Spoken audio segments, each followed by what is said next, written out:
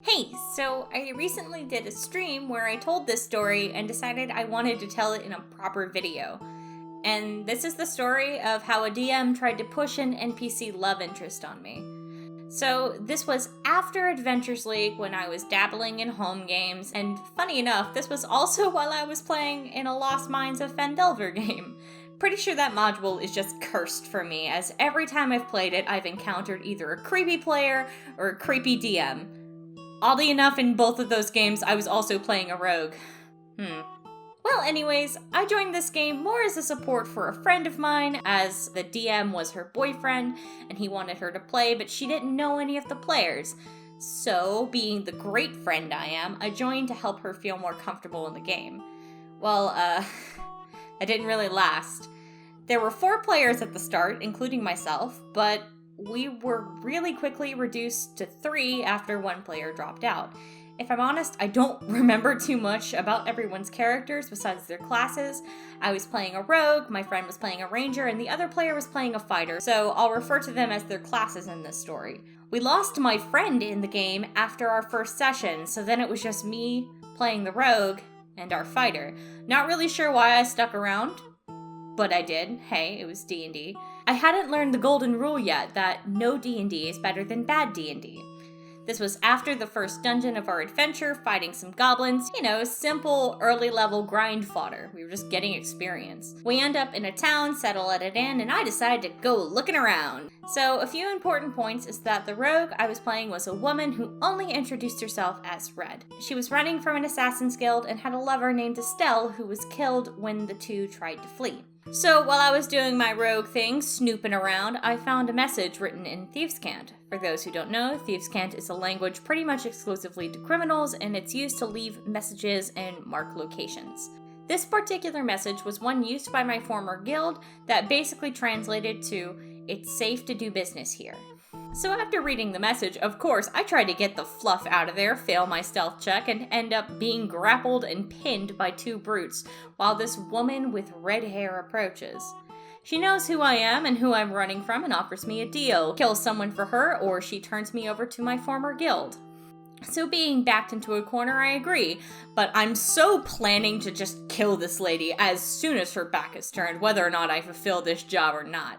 So we spend a session with me and the fighter going after this guy. The fighter was a very quiet player, didn't really speak up a lot, and this was really our only plot hook. We kill him, we bring back the proof, and it was between these sessions that my DM finally read our backstories, and about Red's lover, who was a woman, and the fact she was into women.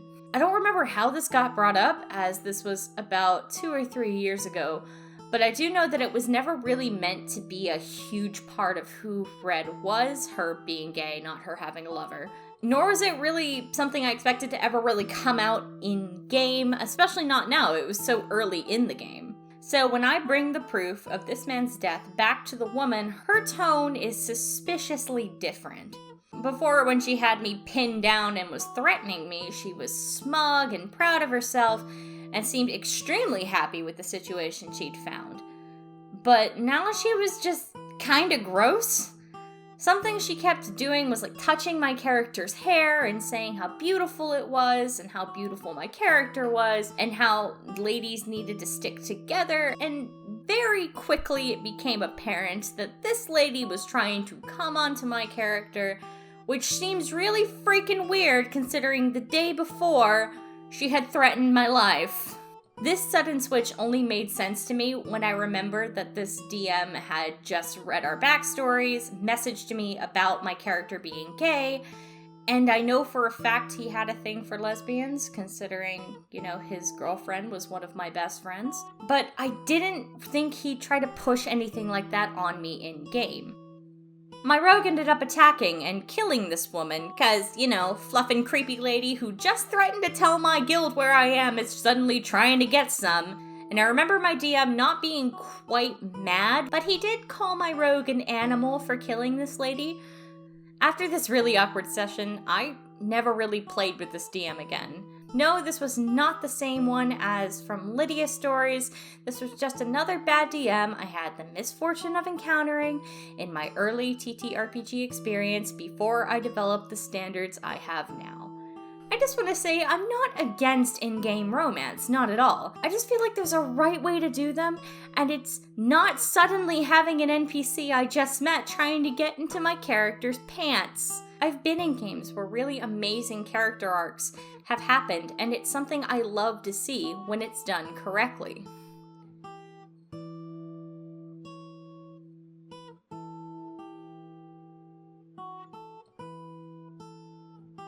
I hope you guys enjoyed this story. After I told it on the live stream, you guys seemed interested into hearing the full story, told in a more organized manner than how I told it on stream. Thank you so much for watching, and I'll see you in the next video. Bye!